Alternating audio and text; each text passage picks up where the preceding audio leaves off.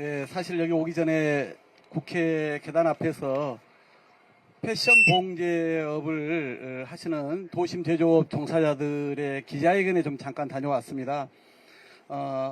민생이 많이 어려운 상황에서 이제 지방선거를 앞두고 있고 또 시민의 삶을 보살피는 그런 시정이 어느 때보다 절실히 요구되는 때임에 분명합니다.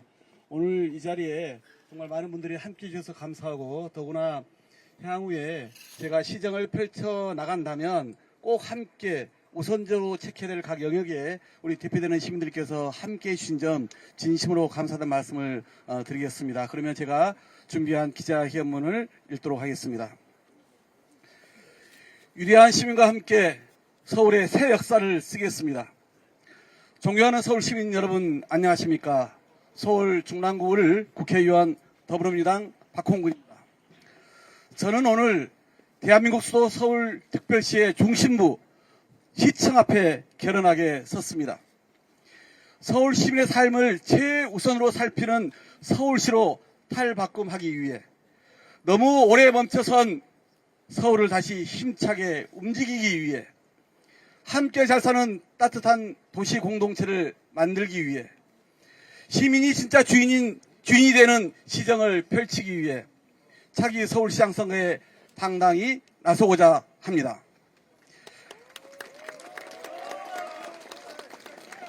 지난해 12월 우리는 난데없는 망상의 계엄으로 정치적 격변기를 보내야 했습니다. 나라는 많이 혼란스러웠지만 국민은 참으로 위대했습니다. 빛의 혁명으로 내란을 막아내고 국민 주권 정부를 탄생시켰습니다. 그 한가운데 우리 서울 시민들께서 계셨습니다. 하지만 내란 계엄이 발생한 지 1년이 지나도록 윤석열을 비롯한 내란 주도자들에 대한 법적 단죄는 더디기만 하고 내란 세력은 반성하기는커녕 오히려 판을 뒤엎을 기회만 엿보는 중입니다.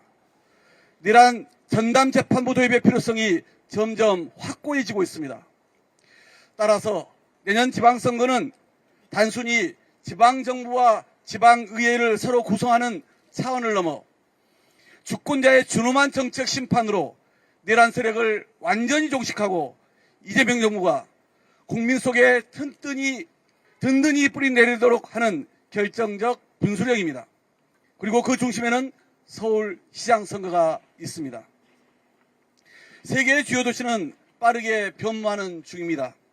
하지만 서울시는 20년 전 오세훈 시장의 첫 임기부터 방향을 잃은 채 활력이 크게 떨어졌습니다.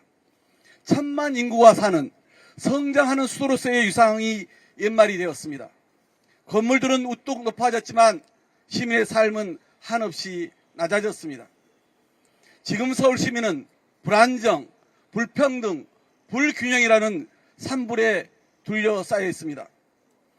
주거, 건강, 일자리, 노후, 교육, 도시안전 등 시민이 매일 일상에서 마주하는 불안과 불편은 점점 커지는 상황입니다.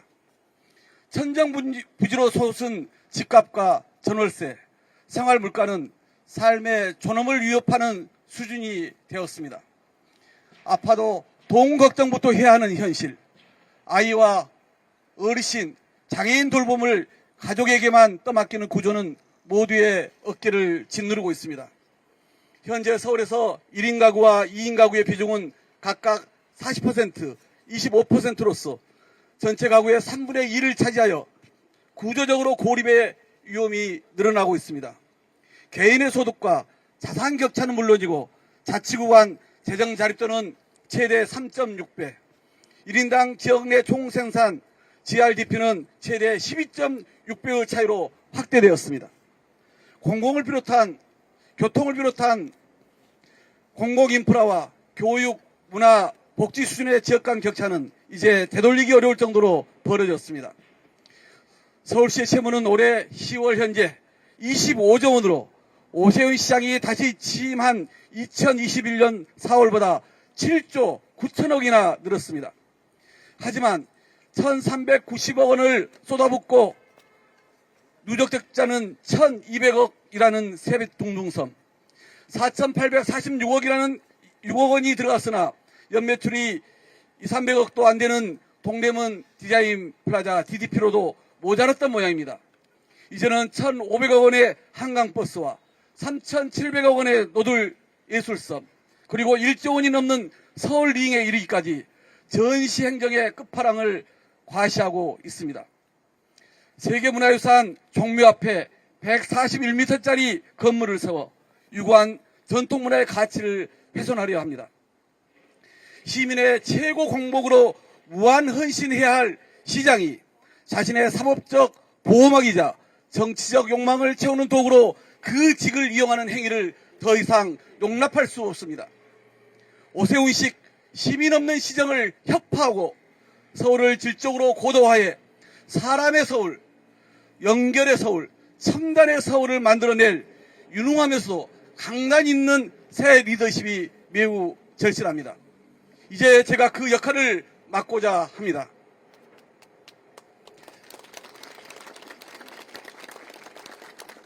존경하는 서울 시민 여러분, 저는 무엇보다 서울 시민이 겪고 있는 불안과 부담, 불편을 걷어내는데 최우선적인 시정을 펼쳐 내 삶의 가장 든든한 동반자 시장이 될 것입니다. 다 함께 잘 사는 따뜻한 도시공동체, 혁신적 경제와 창의적 문화가 넘치는 세계 최고의 도시 G2로 서울을 담대하게 만들어 가겠습니다. 이를 위해 제가 지금까지 고민해왔던 비전과 방안들을 차례로 말씀드리겠습니다. 서울 시민들의 주거 안정에 주력하겠습니다. 최근 3년간 서울의 연평균 주택 착공량은 약 3만 9천호였습니다. 매년 적정 공급량이 약 6만 5천 호라는 점을 감안하면 해마다 약 2만 6천 호가 부족했고, 중장기 주택 수요 연평균 7만 5천 호에 비춰보면 턱없이 적은 수준입니다. 지금 서울시에 우선 필요한 주택 정책은 부담 가능 주택, 어포더블 하우징의 신속한 공급 확대입니다. 청년, 신혼부부 등 내 집 마련이 당장 어렵거나 임대료를 소득에 비해 과도하게 내는 중저소득층이 장기간 양질의 주택에서 거주할 수 있도록 하는 데에 우선적 목표를 둬야 합니다. 공공주택과 더불어 저렴한 임대료로 장기 거주가 가능한 민간 임대주택의 공급도 대폭 늘려야 합니다.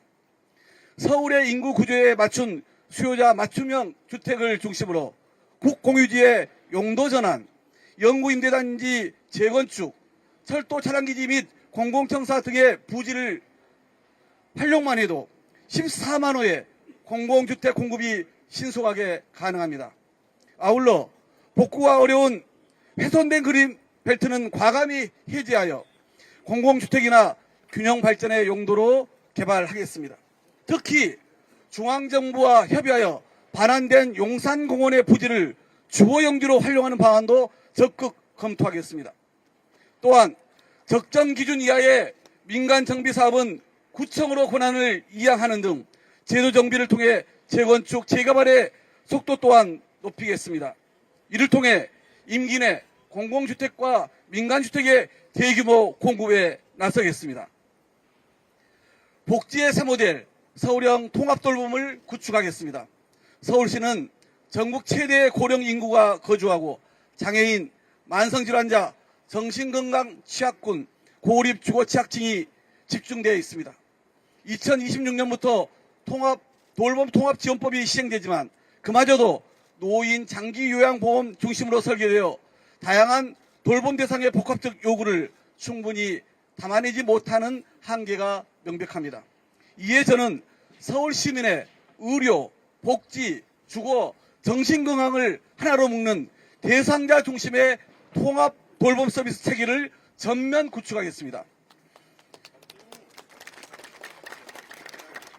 아울러 공공요양병원과 방문 주치를 대폭 확충하여 부모 요양 걱정 없는 서울을, 방과 후 학교 지원을 대폭 확대하여 아이 돌봄 걱정 없는 서울을 만들겠습니다.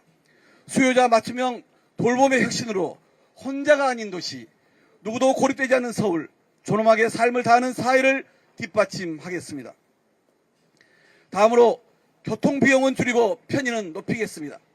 교통은 단순한 이동수단이 아니라 시민의 삶과 도시 경쟁력을 좌우하는 핵심 기반입니다.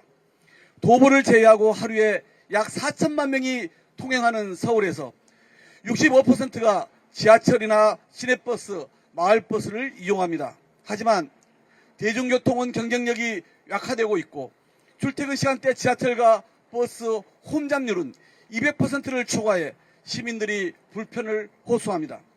서울 시민이면 누구나 동등하게 교통수단 접근권을 누릴 수 있어야 합니다. 짐이 아닌 사람으로 앉아서 이동하는 서울, 품격 있는 이동이 가능한 서울교통을 만들어야 합니다. 좌석이 많고 승차감이 우수한 서울형 프리미엄 전기 굴절버스를 도입하겠습니다. 지하철과 버스의 장점을 결합한 지상철도 햇살트램 서울의 도입을 적극 추진하겠습니다. 승강장 여유가 있는 지하철 노선의 편성량 증편으로 혼잡도를 완화하겠습니다. 교통복지버스인 마을버스를 준공영화하고 노선을 효율화하겠습니다. 나아가 마을버스의 요금 무료화를 임기 중 추진하겠습니다. 또한 도시철도의 노인 무임승차 제도를 합리적으로 개선하겠습니다. 전국 도시철도의 무임 손실은 해마다 급증하고 있으며 서울시만 한 해 4천억 원 가량 됩니다. 이 손실은 고스란히 혈세로 보충해야 하고 그 부담은 서울시민 모두에게 가중됩니다. 노인 연령 기준 법정 상향과 연계해서 무임 제도의 대상을 점진적으로 조정하여 손실의 재정적 부담을 줄이고 서울시 국가의 지원과 서울교통공사의 자구 노력을 제도화하겠습니다. 다음으로 골고루 성장하는 서울을 만들겠습니다.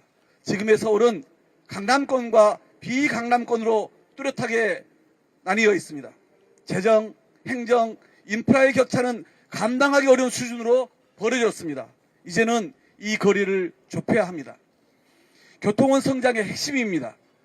그러나 강남 3구의 지하철역은 64개, 강북 3구의 지하철역은 30개입니다. 교통 인프라에서부터 확연하게 격차가 드러납니다. 예비타당성 조사 제도를 개선하여 강북 횡단선을 재추진하고 경전철 신설 및 연장, 도로망 개선 등을 통해 교통 격차를 줄이고 지역 내 이동 편의성을 획기적으로 높이겠습니다. 강남권은 자율과 창의에 기반한 도시 경쟁력을 지속시켜야 합니다. 재건축 중심의 주택 개발에도 속도를 더하도록 지원하겠습니다. 강북권에는 공공인프라 지원 등을 통해 발전의 동력을 만들어야 합니다. 용도지역 종상향, 상업 업무지구 확대 등도 병행하겠습니다. 시간이 지날수록 벌어지는 자치구간 재정 불균형을 해소하기 위해 자산세 공동과세 비율을 과감히 조정할 때가 되었습니다. 현행 5대5인 비율을 7대3으로 상향 조정하여 교통, 교육, 복지, 문화인프라의 격차를 완화하겠습니다. 서울을 단핵도시에서 복합 업무지구 클러스터 중심의 다핵도시로 중심축을 다변화해야 합니다.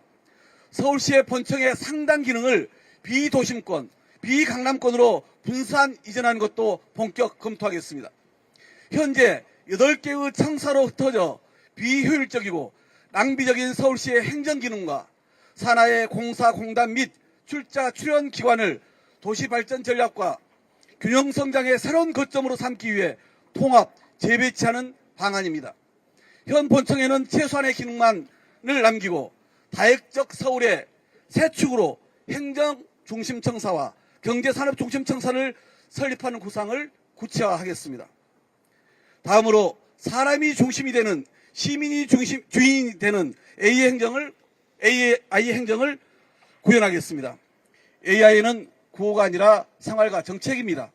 AI가 우리의 삶 속으로 급속히 파고드는 지금 현 서울시정은 토목 중심 전시 행정에 머물러 있습니다.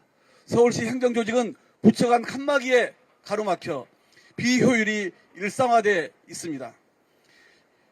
110 다산 콜센터를 통해 엄청난 양의 민원 데이터가 축적되고 있지만 이를 효율성 있게 활용해 시민들의 삶을 실질적으로 개선하는 시스템은 부재합니다. AI 시대에 맞춰 이 모든 것을 바꾸겠습니다. 서울형 AI 플랫폼 구축으로 서울시 행정을 일대 혁신하겠습니다. AI 행정혁신본부 신설을 통해 부서 간 칸막이를 넘어서는 통합적 거버넌스로 행정의 효율성을 제고하겠습니다. 시장 직속에 가칭 AI 서울위원회를 설치하고 집행, 조달에 있어서도 AI를 적극 활용해 사업의 효율성과 예산 투명성을 동시에 확보하겠습니다. AI 기반 행정혁신의 구체적 모델로서 다산 콜센터 혁신, 찾아가는 AI 반상회, 시민 거버넌스 참여 제도화 등을 추진하겠습니다. 서울을 글로벌 경제 문화 G2 도시로 만들어 가겠습니다. 서울이 뉴욕을 바로 따라잡을 수는 없으나 북경과 상해, 동경 등 아시아 도시에는 우위의 경쟁력을 가졌습니다. 런던과 파리 등 유럽의 도시를 넘어설 잠재력을 지녔습니다. 세계 도시의 산업적 경쟁력의 기반인 우수 인재와 대학이 집적되어 있고 IT와 금융, 문화, 엔터테인먼트, 서비스업 등이 발달되어 있으며 역사 자원과 경관 자원도 집중되어 있습니다. 사대문 안은 서울만의 역사, 문화, 경관 자원으로 차별화된 도시 경쟁력을 만들어야 합니다. 젊은 층과 외국인들의 관심을 끄는 한옥이 있는 골목은 보존과 개발의 균형으로 가치를 끌어올려야 합니다. 사대문 밖은 서울의 미래 비전을 다각도로 창출하기 위한 공간 전략을 구사해야 합니다. 다역적인 복합 업무 클러스터들을 조성하여 업무와 주거, 문화와 생활이 동시적으로 이루어지게 할 것입니다. 서울 전역에 점처럼 흩어진 경제 역량을 체계적으로 연결하겠습니다. 광화문, 용산, 여의도, 강남을 잇는 글로벌 금융 허브를, 상계, 홍릉, 동대문 성수로 이어지는 바이오 헬스 뷰티 밸리를, 양재, 서울대, 구로 금천 국가 디지털 산단을 잇는 AI 로봇 혁신 클러스터를 구축하겠습니다. 이러한 전략 산업적 벨트와 봉제 패션 등 도심 제조업 벨트, 그리고 다역적 복합 업무 클러스터를 통해 서울시 경제 역량의 효율성을 극대화하고 서울 시민을 위한 새로운 일자리의 원천으로 만들겠습니다. 한편 서울은 그 역사만큼이나 무궁무진한 가능성을 품은 도시입니다. K-팝 데몬 헌터스가 세계적 흥행을 끌자 남산타워를 필두로 이른바 캐대언 8경이 필수 관광 코스로 자리매김했습니다. 우리는 일상적으로 지나쳤던 문화유산들이 세계인에게 각광받고 있습니다. K-컬처노믹스를 서울에서부터 창출해야 할 때입니다. 서울시청 행정의 상당 기능이 빠져나간다면 그 빈자리는 글로벌 경제문화도시의 정수로 채우겠습니다. 청년 AI 창업 공간을 마련해 서울을 AI 수도로 만들겠습니다. K-컬처를 주도하는 문화, 예술, 연예 기업 등이 활동할 수 있는 글로벌 복합문화센터를 조성해 세계인들이 서울 한복판에서 K-컬처를 마음껏 향유할 수 있도록 하겠습니다. 사랑하는 서울 시민 여러분, 여러분의 선택은 언제나 현명했습니다. 그리고 분명했습니다. 변화는 시민의 삶에 와 닿아야 합니다. 혁신을 멈추지 말되 함부로 흔들지 않아야 하고 말이 아닌 성과로 증명하는 추진력을 원하셨습니다. 진심과 공감, 유능과 혁신, 품격과 안정, 저의 정치를 채워온 이 단어들이 바로 시민 여러분의 요구에 대한 응답입니다. 저는 전남 고흥의 작은 마을에서 태어나 서로를 돌보지 않으면 살아갈 수 없는 공동체의 책임을 몸으로 배웠습니다. 다리가 불편한 친구의 가방을 초등학교, 중학교 내내 들어주며 때로는 대학 친구의 등록금을 위해 제 장학금을 기꺼이 나눠주며 약자를 향한 공감은 제 삶의 일부로 자리 잡았습니다. 이 경험들은 정치 이전에 사람 박홍근을 만든 토대였습니다. 정치에 들어와 저는 그 원칙을 실천으로 증명해 왔습니다. 더불어민주당의 을 지키는 민생실천위원장, 을지로 위원장으로서 파인텍, 전주택시 수백일간의 고공농성장과 같은 극한의 갈등 현장에서 끝까지 진심으로 공감하며 경청하고 설득하고 조정해서 결국 상생의 합의를 이끌어냈습니다. 택배 노동자 과로사 방지법을 통과시키고 골목 상권과 비정규직을 보호하며 의뢰 자리를 제도 안으로 끌어올렸습니다. 또 세대적 약자인 청년의 권익 신장과 존재적 약자인 동물복지의 향상을 위해 대한민국 국회 역사상 최초로 의원 연구 단체들을 만들어 수많은 입법과 예산의 성과를 냈습니다. 민주당 최연소 원내대표로서 민생에서 유능한 모습으로 국민의 신뢰를 되찾았습니다. 강경과 타협 어느 쪽으로도 치우치지 않는 균형 있는 리더십을 바탕으로 172명의 국회의원의 대표이자 조종자로서 민생 우선 실천단을 출범시키고 유류세이나 직장인 밥값 지원, 납품단가 연동제 등 시민이 매일 체감하는 변화를 직접 만들었습니다. 저와 이재명 대통령의 인연은 혁신에서 출발합니다. 2021년 저는 이재명 당시 경기도지사를 대한민국의 낡은 질서를 깨트릴 유일한 혁신주자라 판단했고 삼선이자 서울지역 국회의원 중 최초로 공개 지지를 선언했습니다. 비서실장을 맡아 이재명 지사를 대통령 후보로 만들었고 그 후 원내대표로서 이재명 당대표와 호흡을 맞춰 윤석열 정부의 폭정에 흔들림 없이 맞서 싸워왔습니다. 그 결과 지난 대선 패배 후 민주당의 지지율을 회복시키고 정권교체의 길을 다시 열었습니다. 새 정부 출범 후에는 국정기획위원회에서 국정기획분과위원장과 정부조직개편 TF 팀장을 맡아 이재명 정부 5년의 대한민국을 알차게 설계했습니다. 이재명 정부의 성공을 위해서는 일 잘하는 서울시장의 뒷받침이 필수적입니다. 이재명 정부의 설계자이자 이재명 대통령의 동반자 저 박홍근이 이제 서울의 위대한 미래를 설계하고자 합니다. 새로운 서울을 위한 체인지 메이커가 되겠습니다. 세계인이 찾아오는 서울, 경제와 문화가 최고인 도시, 시민의 삶을 우선하는 행정, 시민을 주인으로 섬기는 시장, 함께 잘 사는 따뜻한 공동체로 나가겠습니다. 그 길에 동행해 주십시오. 감사합니다.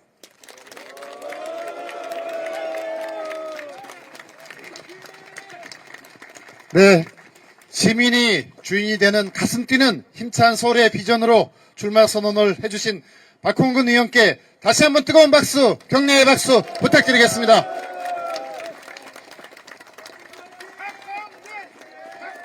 연호는 안 됩니다. 여러분, 연호는 선거법상 안 됩니다. 마음속으로 뜨겁게 연호해 주시기 바랍니다. 네, 마지막 순서로 기자님들의 간단한 질의응답 시간을 가지겠습니다. 서울시의 현안 또는 출마 선언 내용에 대한 질문이 있다면 손들어서 말씀해 주세요. 제일 먼저 손드신 네, 기자님. 잠깐만요. 마이크 드리겠습니다. 네, 유스원 고진욱입니다.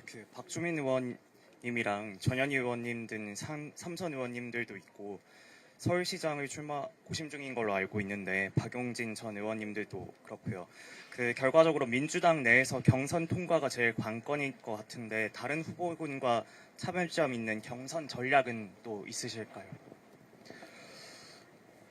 저는 우선 오세훈 시장은 더 이상 오를 일이 없다. 남은 것은 내리막길이다. 그래서 결코 강하지가 않다라고 확신을 합니다. 명태균 게이트를 통해서 기소가 분명시되고 있습니다. 우리 서울 시민은 아이들 밥그릇을 뺏은 서울시장의 중도 사퇴한 모습을 똑똑히 지켜봤습니다. 다시 본인의 사법적 문제로 중도 사퇴하는 모습을 보고 싶겠습니까? 오세훈 시장에게 저는 후보의 기회조차도 없을 수 있다고 확신을 합니다. 그런 상황이기 때문에 더불어민주당은 이번 지방선거를 이렇게 치르면 됩니다. 첫 번째, 현재 특검에 이어 사법적인 심판이 내란을 종식해 갈 것입니다. 당연히 윤석열을 비롯한 내란 세력이 반성하지 않고 있기 때문에 사법적 심판뿐만 아니라 정치적 심판이 함께 할 것입니다. 더구나 여기에 동조했던 국민의힘이 너무나 후한무치하게도 적반하장으로 반성하지 않고 오히려 극우 세력과 손맞잡고 있는 모습에 대해서 서울 시민은 단호히 정치적 심판의 잣대를 들이댈 것입니다. 이게 내년 선거를 관통하는 기본적인 힘이 될 것입니다. 이와 함께 더불어민주당은 우리 후보를 역동적으로 만들어낼 그런 환경을 갖추고 있습니다. 마침 현재 당에서 논의하고 있는 내년 후보 선출 방안을 보면은 공개 면접이라든가 또는 권역별 집단 토론이라든가 또 현재 제가 보기에는 서울시장 후보가 8명 이상 나올 가능성이 높은데 그러면 조별 편성을 통해서 토너먼트 방식이라든가 또는 선호투표제, 결선투표제를 도입하겠다는 거 아니겠습니까? 그 과정에서 후보의 도덕성 검증, 정책 역량 검증을 충분히 해내고 시민의 관심과 우리 당원들의 참여를 보장한다면 흥행을 불러일으켜서 그 누가 후보가 되더라도 오세훈 아니 그 이상의 그 어떤 사람이 나와도 100번 거꾸로 남는 선거가 될 것이라고 확신하는 것이죠. 저는 그런 점에서 서울에서 4번째 국회의원을 하면서 더구나 서울시정에 대해서는 전 시장을 도왔고 또 이 서울시 국회의원으로서의 그 여러 가지 현장 흐름을 잘 알고 있고 또 국회에서도 알다시피 예결위 위원장과 그리고 원내대표 또 서울 문제를 많이 다뤄왔던 예산 전담하는 의원으로서의 이 경험이 있기 때문에 그 누구보다 서울의 정책 문제에 대해서 서울의 비전 문제에 대해서 자신 있게 제 소신을 펼치면서 시민들의 마음을 얻을 수 있다. 더구나 서울 시민은 역대로 보면 민주당도 박원순, 고건, 조순 그리고 국민의힘도 오세훈, 이명박 너무 어떤 정책 색깔이 강한 인물보다는 유능하게 참신하게 서울을 아주 알뜰하게 발전시킬 수 있는 행정가양을 선호해 왔다고 저는 확신합니다. 그런 점에서 이 유능하면서도 또 안정감 있게 또 품격이 있으면서도 실력 중심으로 그리고 또 내년에 이 선거를 통해서 우리가 반드시 놓쳐서는 안 될 일이 이재명 정부가 남은 국정 운영의 동력을 제대로 확보할 수 있는 계기로 만들어줘야 됩니다. 그러면 당연히 서울시장 선거에서 필승을 해야 되는 것이고 이재명 대통령 중앙정부와 호흡이 잘 맞는 사람이 시정을 이끌어가야 되지 않겠습니까? 그런 점에서 알다시피 이재명 대통령 후보를 만들었고 또 당대표와 원내대표로서 호흡을 맞췄고 이재명 정부 들어서서도 이 정부의 5개년 계획을 또 정부조직 개편안을 만들면서 호흡을 맞춰왔던 박홍근이 그런 신뢰를 가지고 호흡을 맞춰서 단단히 뒷받침할 수 있는 적임자다라고 생각하고 있는 것입니다. 네. 네. 안녕하세요. SBS 박하정이라고 합니다. 2가지 여쭤보고 싶은데요. 하나는 지금 서울시가 많이 보수화돼 있다 이런 식의 평가가 이제 뭐 각계에서 좀 제기되고 있는데 그것에 대해서 어떻게 생각하시는지 만약 그렇다면 어떻게 나는 이 선거에 임하겠다라는 좀 말씀을 좀 여쭙고 싶고요. 2번째는 이 오늘 공약 이제 포부 밝히신 것 중에 교통 정책이 좀 눈에 띄었는데 그 노인 무임 관련해서 이제 뭐 그 연령 입법 관련은 조금 또 절차가 있을 수 있으니까 서울시장이 되시면 그 시 차원에서 어떻게 좀 점진적으로 구상하고 계시는 게 있는지 궁금합니다. 네. 우선 서울이 뭐 고령화되고 있는 것은 분명한 사실이고 또 이 집값의 영향에 의해서 또 정치적으로 좀 보수화되고 있는 것들도 여러 가지 선거 결과나 여론조사를 통해서 확인할 수 있습니다. 저는 서울 시민은 그게 전부는 아니라고 봅니다. 오히려 서울 시민은 서울 시민으로서의 자긍심, 자부심 또는 눈높이가 있다고 믿는 편입니다. 훨씬 더 정치 현안에 대한 지식과 정보 판단력도 빠르고요. 훨씬 더 정치인에 대한 그런 자기의 식견과 또 판단력을 갖고 있다고 저는 봅니다. 달리 말씀드리면은 우선은 내년도 선거에 있어서 아까 말씀드린 정치적 내란 심판을 통해서 정치적 심판을 통해서 내란 종식하는 거, 그다음에 반성하지 않는 국민의힘에 대해서 회초를 드는 것이 기본이 되겠지만은 서울의 특성을 말씀하신 것처럼 고려한다면 집값 문제 등이 영향을 미칠 가능성은 있습니다.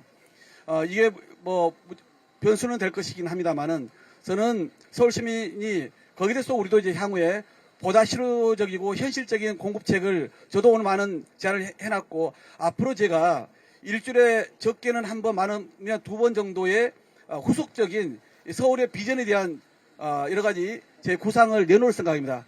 어제 오후부터 오늘 새벽 4시 반까지 제가 정말 장대한 분량의 출마 선언문을 썼습니다. 거기에는 오늘 이 내용보다 훨씬 더 상세한 주택 공급 대책을 담았는데 이제 너무 분량이 많다고 해서 이제 압축을 했고, 그래서 그 내용들을 앞으로 각 분야별로 제가 이제 밝힐 예정인데요. 그래서 충분한 공급 대책이 있으면 집값 문제에 대해서도 여러 가지 아쉬움은 있지만은 시민들께서는 그 부분을 감안하면서 너무나 오래된 시정에 성과가 없는 이 국민의힘 또 오세훈 시정에 대한 냉정한 평가를 하는 선거를 준비해 주실 거라 이렇게 믿고 있습니다.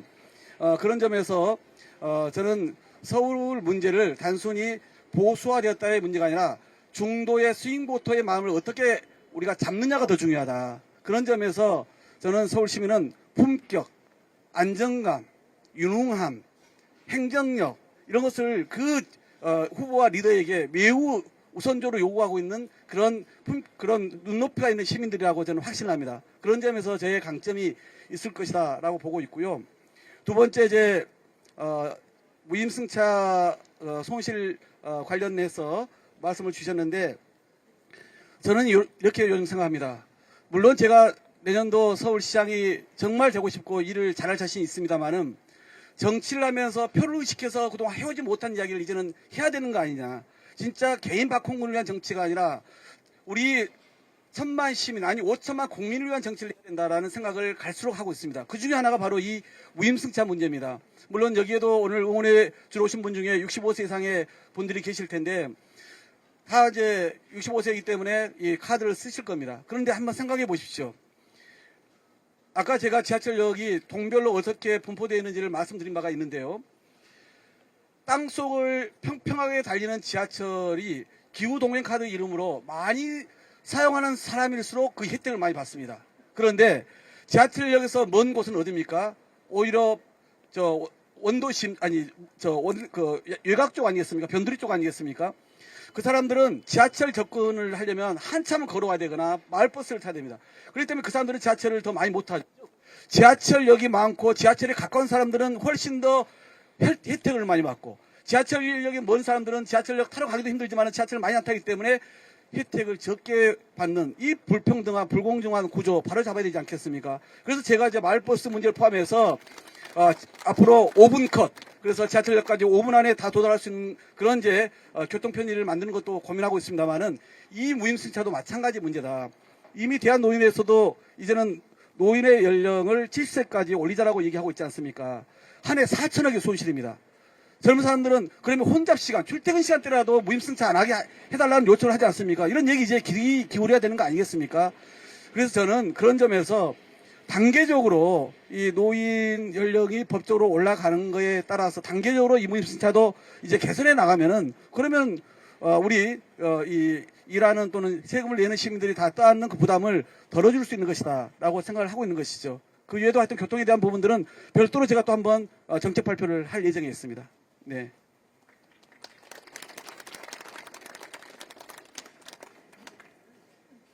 안녕하세요. 그 뉴시스 이종성 기자입니다. 저번에 그 페이스북에 이번 경선에 대해서 오세훈 시장의 경쟁력도 중요하지만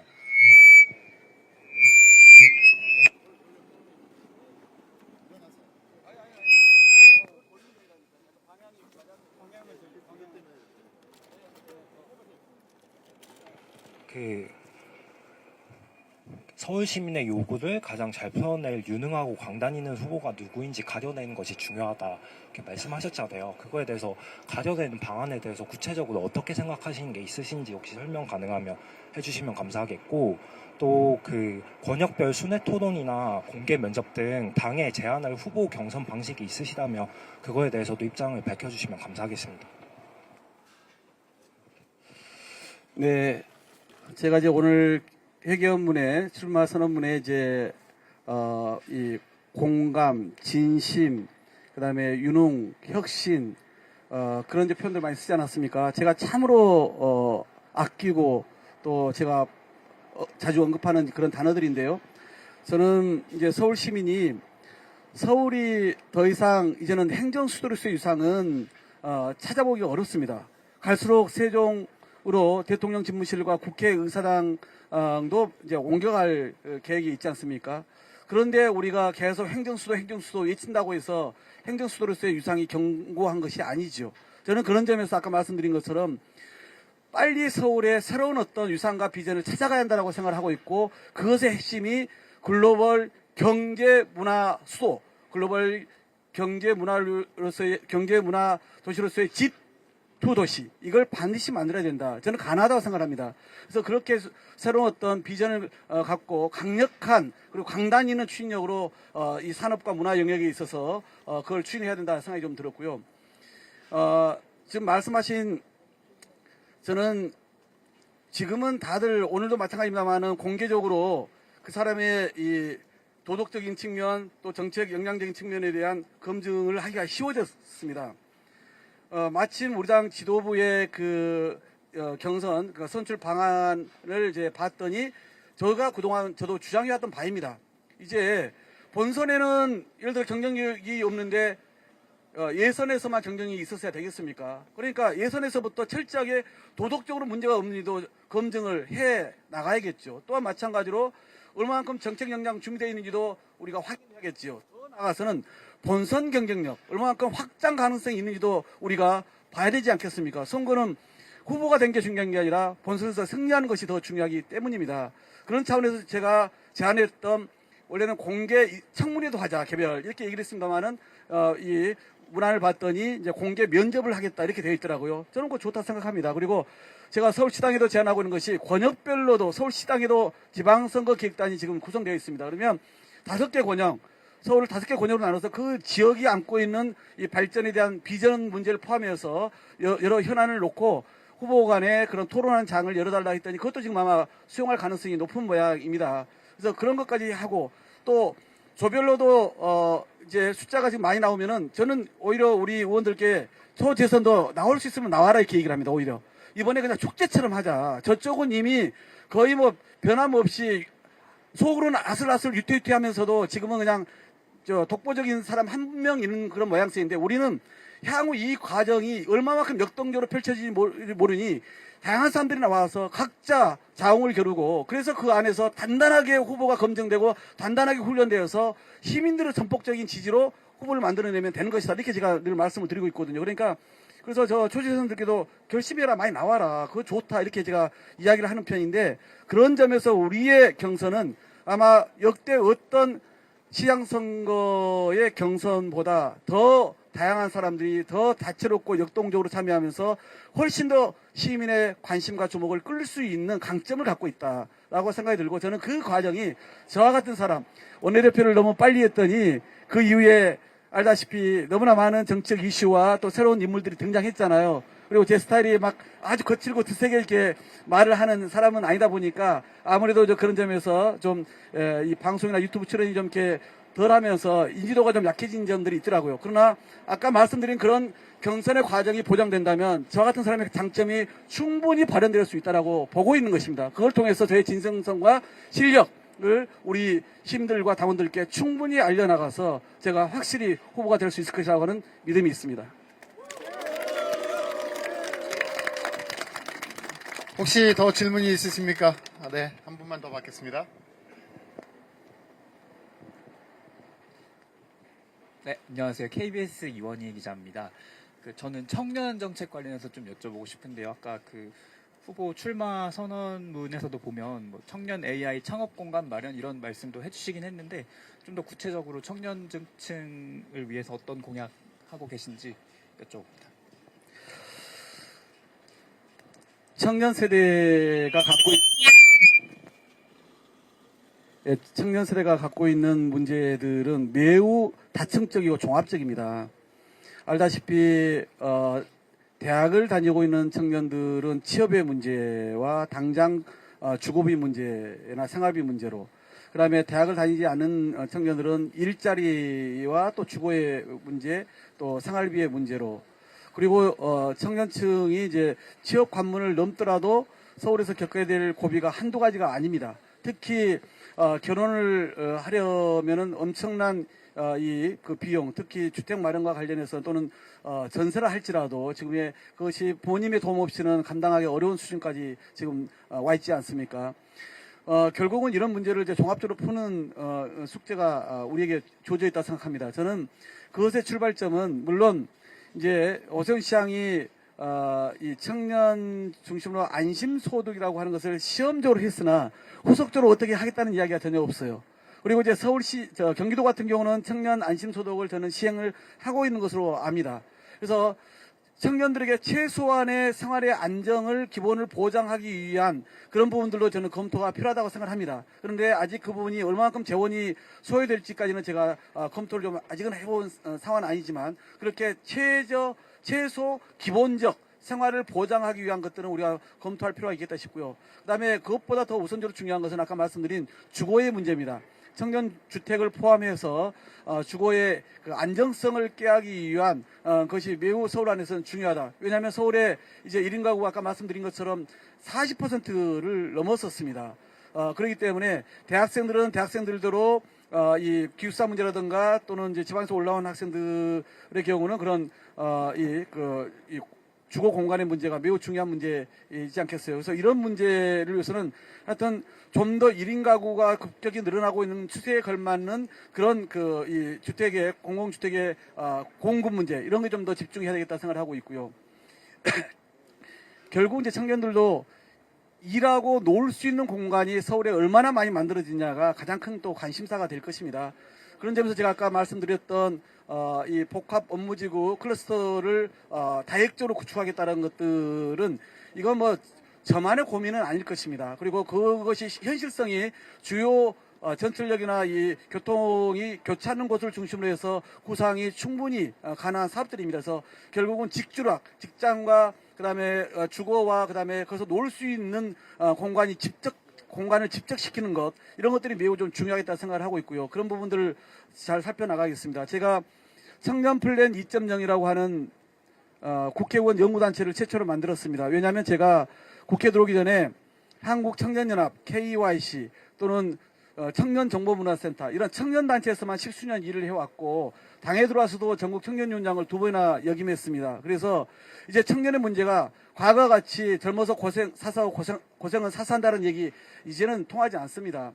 또 개천에서 용나는 시절도 아닙니다. 이미 청년의 문제는 사회 구조적 문제라고 저는 봅니다. 그렇기 때문에 기성세대가 갖고 있는 이 기득권의 문제를 한편에서는 깨면서도 한편은 청년들에게 구조적으로 이 문제를 제도적으로 뒷받침해 주지 않으면 안 되는 상황까지 와 있다라고 보기 때문에 저도 청년기본법을 제가 대표 발의해서 통과시킨 바도 있는 것이죠. 그래서 청년 관련된 그런 예산과 제도를 뒷받침하는 문제에 대해서 늘 우선적으로 생각하면서 뛰겠습니다. 네. 네, 날씨도 쌀쌀한데, 한 분만 더 네, 받겠습니다. 한 분만 더 마지막으로 질문 받겠습니다. 안녕하세요. 뉴스토마토 김성은 기자입니다. 여러 정책 말씀해 주셨는데 복지 정책도 그렇고 뭐 전기 굴절버스 도입이나 청사를 통합 재배치하는 거 모두 예산이 드는 거잖아요. 근데 앞에서는 또 오세훈 서울시장이 맡은 이후로 올해 서울시 채무가 많이 늘었다고 해주셨는데 그러면은 박홍근 의원님의 예산 확충 계획은 어떠신지 좀 궁금합니다. 우선 오세훈 시정의 시민의 삶을 실질적으로 개선하는 데 혈세를 쓰지 않고 그런 전시성, 과시성, 보여주기성 이런 토목 행정에 집중해서 썼다는 것을 제가 이제 우선 지적을 했던 것이고요. 그다음에 서울시가 안고 있는 이 구조적 재정 적자 상황에 대한 타개책을 만들지 못한 것은 분명해 보입니다. 저는 그래서 예를 들어서 강남과 강북의 균형 성장, 발전을 위해서 재산세가 2008년도에 5대5로 조정되어 있습니다. 무슨 얘기냐면 재산세를 거두면 그 50%는 해당 구에 주고 그 50%를 전체를 다 모아서 25개구가 n분의 1로 25분의 1로 나누는 방식입니다. 저는 그 사이에 서울의 집값은 정말 많이 뛰었습니다. 재산세도 그래서 많이 거칩니다. 그러니까 이 아까 말씀드린 재정 격차가 그렇게 큰 차이가 나는 겁니다. 그래서 그런 것을 이제는 조정해 주지 않으면 안 된다. 따라서 저는 그래서 확보한 재정을 일부는 강북의 재개발 재건축에 공공인프라를 구축해야 되기 때문에 여기에 돈이 들어가기 때문에 사실은 사업성이 없는 것이고 시간이 많이 걸리고 주민의 갈등이 생기는 점이 있거든요. 그런데 예를 들어서 기금을 조성해서 강북 중심의 재개발 재건축 사업의 공공 인프라 사업에는 그것을 좀 지원하는 방법으로도 가능하겠다 이렇게 생각이 좀 들고요. 또 하나는 그거 말고도 확보된 그 재원을 가지고는 예를 들어서 아까 말씀드린 25분의 1을 나누더라도 지금보다는 훨씬 더 각 구에 좀 더 많은 그런 재원이 배분될 것입니다. 그래서 각 구에도 그렇게 좀 더 안정적인 지원이 가능할 것이다 보고요. 또 하나는 이제 제가 아까 말씀드린 산업 클러스터 이야기를 좀 했습니다. 결국은 서울 안에서 예산을 이제 재원을 확보하는 것이 결국은 일자리 그다음에 결국은 그런 산업을 활성화시키는 것 아니겠습니까? 또는 관광 산업이나 문화 콘텐츠 산업을 더 키우는 것 아니겠습니까? 그런 거에 대해서 특화된 집중적인 성과를 내는으로써 저는 뭐 재원을 확보하는 것이 우선적이겠다 싶습니다. 그래서 그리고 이제 또 하나 중앙정부와의 관계에서 저는 우리가 풀어야 된다 생각합니다. 서울이 저는 제도적으로 역차별을 받고 있다 생각해요. 물론 대한민국이 함께 살기 위해서 균형발전, 균형성장 해야 합니다. 그런데 서울에서 스타트업을 하는 청년들은 수익이 발생해도 지방 같은 경우는 50% 70% 감면해 주는데 서울의 청년들은 20% 30%밖에 감면해 주지 않습니다. 왜 같은 청년인데 서울에서 스타트업을 하면은 그런 감면을 적게 해주는 것입니까? 저는 그것은 온당치 않다 생각합니다. 그와 같이 서울이라는 이유만으로 역차별을 받고 있는 제도적인 문제가 법에 있어서나 정책에 있어서나 예산에 있어서 생각보다 많습니다. 예를 들어서 기초 여러 가지 뭐 어르신들 일자리 문제라든가 또 연금 문제라든가 이런 중앙정부의 복지 지원 예산도 서울은 다른 시도에 비해서 적게 주고 있습니다. 재원이 상대적으로 낮다는 이유만으로 그런 것인데 그런데 서울의 재원이 옛날 같지가 않습니다. 이런 부분은 중앙정부하고도 적극적으로 협의를 해서 서울 재원이 보다 안정적으로 확보될 수 있는 제도적 틀을 확보하는 것이 옳다라고 보고 있습니다. 네. 네. 한 번 더 하시는 거죠? 네, 유스원 고진욱입니다. 방금 말씀하신 것 때문에 한 번 더 질문 드리는데요. 그렇다면 민생회복 소비 쿠폰 할 때 매칭 비율 같은 경우에는 이번에 서울만 7대 3이었는데 그런 부분에 대해서는 그러면 현재 민주당 기조와는 반대되는 좀 말씀을 하셨던 것 같은데 어떻게 생각하시는지. 사업별로 다를 거라 생각합니다. 가령 이제 민생회복 쿠폰은 서울에 자영업자가 많고 인구가 많다 보니까 여기에 똑같이 주면은 그만큼 서울이 돈을 많이 쓰게 된다. 그래서 지방이 오르지 않냐 이런 논리 때문에 대통령께서는 서울에서 멀수록 지방일수록 좀 더 주자 이렇게 이제 제도 설계를 하셨다고 보고 있고요. 그런데 서울을 보십시오. 여기에 지금 면목 경전철을 제가 정말 20년의 수건 사업이었는데 기재부 설득하고 국토부 설득하고 해서 작년에 4개의 서울시가 신청한 노선 중에서 유일하게 예비타당성 조사를 통과했습니다. 그래서 이제 그건 이제 절차를 밟게 되거든요. 근데 나머지 노선은 다 탈락했어요. 왜냐? 경제성이 없다예요. 근데 그 경제성을 어떻게 평가하냐? 서울을 하나의 지역으로 놓고 평가를 하기 때문에 그렇습니다. 서울 안에서도 강남과 강북에 인프라나 이런 그 수요의 차이가 너무나 현격이 있지 않습니까? 이걸 고려하지 않고 일반적으로 똑같이 그냥 접근하기 때문에 그런 결과가 나오는 것이거든요. 그러니까 그런 제도 개선을 해야 될 지점도 있는 것이고 마찬가지로 여러 가지 사업 중에서 어떤 것은 서울이 좀 더 차등을 두는 것도 저는 필요하다고 생각합니다. 그런데 지금 몇 조 되는 사업 중에서 그것을 똑같이 다 이렇게 서울을 차등을 둬서는 안 되는 것이고 차등을 두지 말아야 될 사업도 차등을 두는 것이 있다고 저는 봅니다. 그런 부분을 향후에 합리적으로 재조정할 것을 중앙정부하고 협의하는 것이 옳다. 그래서 제도적으로 그런 예비타당성 조사 등에 있어서의 개선의 문제와 그다음에 예산 배분에 있어서 합리적 조정이 필요한 사업에 대해서의 제 요구 이런 것을 함께 나가겠다. 제가 과거 국회 예산결산특별위원회에 예산 소위원 또는 특히 간사를 했을 때 있지 않습니까? 그럴 때 늘 이런 문제는 기재부 그냥 소위 펜대 위에 놓여 있었습니다. 서울시를 30% 매칭을 할 거냐 40% 할 거냐 부분을 제가 서울시 국회의원이기 때문에 저는 최대한 서울도 많이 해달라는 요청을 그때 당시 하지 않았겠어요. 그래서 그냥 제가 좀 힘있게 잘 대응을 하면은 한 10% 정도는 서울을 더 주기도 하고 그런 적이 있었습니다. 그러니까 이게 법으로 규정된 부분이 아니기 때문에 충분히 서울의 재정 상황을 제대로 소명하고 설득하면은 가능한 문제다라고 보고 있습니다. 네. 네. 이것으로 기자님들과의 질의응답 시간은 모두 마치겠습니다.